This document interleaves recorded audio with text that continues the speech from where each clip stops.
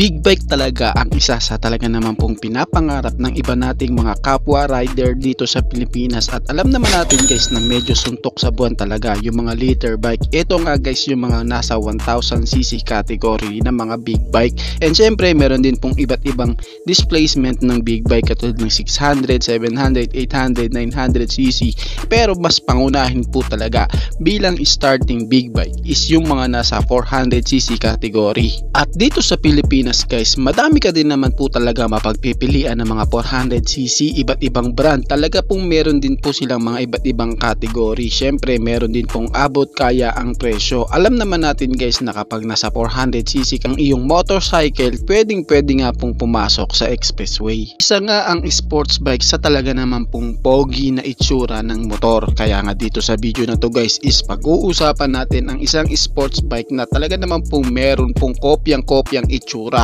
Alam nyo ba guys na kahit nga po sa pangalan niya talaga naman pong kuhang-kuha. Ngayon, sino nga ba ang motorcycle na ito? Yan nga po ang ating pag-uusapan. Aalamin natin ang kanyang specs, features, at kano nga ba talaga kamura ang kanyang presyo, at anong brand ito. Yan ang sama-sama nating pag-uusapan. Pero bago yan, baka pwede naman na pa-subscribe ng aking YouTube channel. I-click mo na din ng notification bell para maging updated kayo sa mga susunod na i-upload ko. Guys, baka pwede naman na pa-like and follow ng aking Facebook page. Nasa description po ang link. Kaya make sure guys na tapusin nyo ang video na ito para malaman nyo ang information may kinalaman sa motorcycle na ito.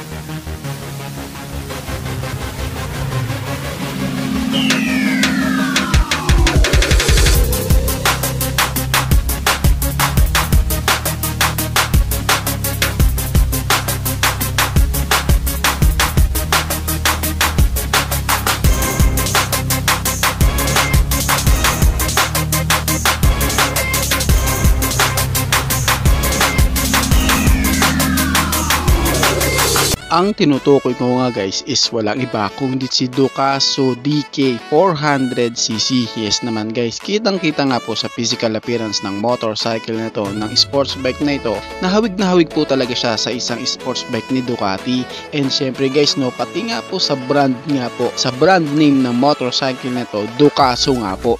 Kumbaga pinapakita nga po ng brand na ito na kung kokopya na lang din naman pala sila, talagang lulubusin na nila. And kahit nga guys sa logo nga po ng kanilang motorcycle brand na Ducaso, gayang-gaya nga din po ang logo ng Ducati. Alam naman natin guys na talaga naman pong suntok sa buwan ng mga presyo ni Ducati, pero pinapakita nga po ng brand na Ducaso na kahit nga po nasa mababang presyo lang, pwede ka din pong magkaroon ng Ducati looks na motorcycle. Pero pagdating po sa engine and sa kanyang power performance, syempre magkalayo na po sila sa bagay na yun. Kung pag-uusapan po natin ang kanyang looks guys, makikitaan talaga natin siya ng kanyang napakaangas po and aggressive looking, dahil sa hinango din po talaga ito sa isang aggressive na sports bike. Samahan mo pa sa kanyang more on aerodynamics design, meron nga po mga ventilation and paangas na winglet nga po para nga po malis ang kanyang air dragging, kasi nga po dahil sa isa siyang sports bike. Ang brand nga po na Ducaso guys is bago lamang pong motorcycle company, at ang Ducaso guys is nagbula nga po sa bansang China. And ang brand na to guys, ang target market pa lamang po nila sa ngayon is yung kanila nga pong local market. Ibig sabihin guys, ang kanila nga pong pinoproduce na mga motorcycle para nga po ibenta sa market is pang local market pa lamang po. Kung titignan, maangas din naman po talaga ang Ducaso DK400cc guys pagdating nga po sa kanyang panlabas na physical appearance. Ngayon ang tanong, kamusta naman kaya sa kanyang engine spec?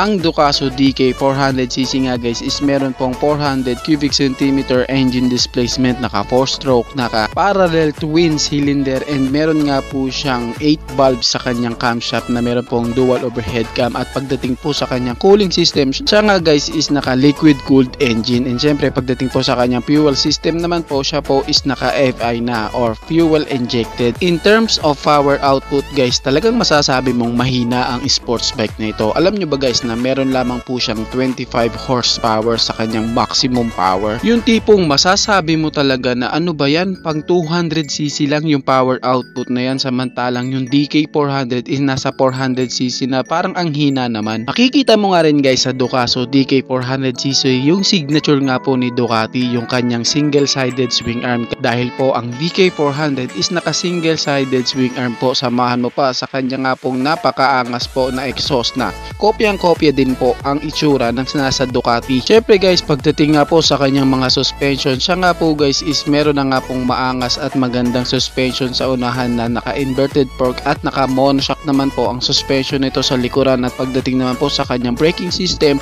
naka-dual disc brake nga po ang kanyang braking system sa unahan, at sa likuran naman po is naka-disc brake na rin. Syempre guys, equip mo na rin po ito ng ABS o anti-lock braking system, kaya makakaasa ka na meron na din po siyang safety features pagdating sa kanyang braking system. At dahil nga po sa nakadalawa disc brake na nga po ang kanyang front brake, makakaasa ka rin po na meron siyang malakas na stopping power. Pagdating naman po sa kanyang mga ilaw guys, lahat nga po ng kanyang ilaw is naka LED na po. Samahan mo pa sa kanyang DRL light nga po na hawig din po sa Ducati Panigale. Looks talaga kung titignan. And samahan mo pa sa kanyang upright position guys, na makakaasa kang meron nga po siyang comfortable na body posture. Very compact design talaga guys ang kanyang fairing. Samahan mo pa sa kanyang aerodynamics design and yung kanyang nga pong maangas na side mirror na talaga pong tumugma para nga rin po sa kanyang winglet.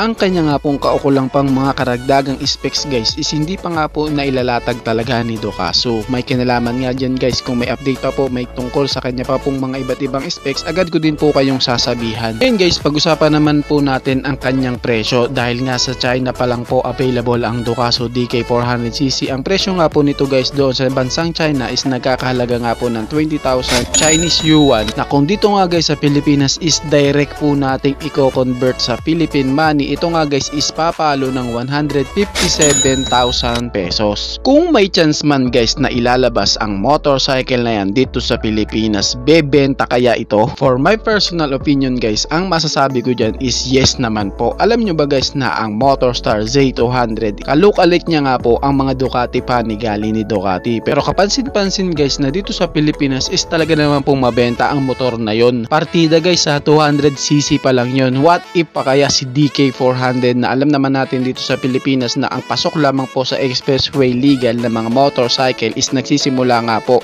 sa mga 400cc engine displacement. Kaya talagang okay nga po ang motorcycle nito. Meron nga pong maangas na itsura na hawig din po sa mga dream bike natin na nagmumula nga po sa mga kilalang motorcycle brand. Samahan mo pa sa kanya nga pong engine displacement na pasok po sa expressway features and specs na talaga naman pong hindi ka mabibitin. Kung sa angas at forma, panalo po talaga ang motorcycle na ito, si Ducaso DK400cc. Ano ang masasabi nyo sa motor na ito? Paki-comment naman ang inyong reaksyon. Maraming salamat po.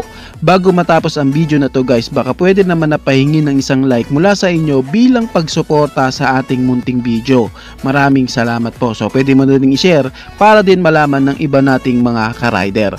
Sa tingin ko guys is dito ko na lamang po tatapusin ang ating vlog. I hope na nag-enjoy kayo sa aking hinandang video para sa inyo. Pinasisigla ko din kayo guys na i-subscribe ang aking YouTube channel.